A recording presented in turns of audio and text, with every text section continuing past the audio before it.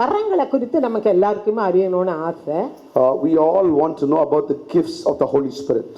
வரங்கள் எதுக்குன்னா சபையை வளர்ச்சி அடைய, நமக்கு பக்தி விருத்தி உண்டாக, ஆண்டவர் நாம் சார்ந்து கொள்ள, இது எத்தனையோ காரியங்களுக்கு வரங்கள் கொடுக்கப்படுகிறது. The gifts of the Holy Spirit is for us to grow and edify and for us to serve God.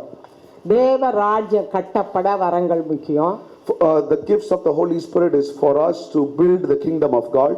அருமையானவர்களே, பவுல் சொல்றாரு, எல்லாத்தை விட விசேஷமா தீர்க்க தரிசன வரத்தை விரும்புங்கள். 9 வரங்கள் இருக்கு, அதுல ஸ்பெஷலா தீர்க்க தரிசனத்தை வரங்களை விரும்புங்கள். Paul is telling in the Bible, more than all the gifts, seek prophetic more than everything. அப்படின்னா எல்லா வாரத்தை விட இது பெரிய வாரம், அதுக்கு நான் சொல்ல வரல. That does not mean this prophetic gift is bigger than all the other gifts. மந்திரவாதி கிட்ட ஓடாம ஜனங்க நம்ம தேடி தேவ பிள்ளைகளை தேடி ஓடி வர்றதுக்காக சொன்னாரோ என்னவோ தெரியாது. God told this so that the people of the world will not go to witch doctors, but they will come to us for directions.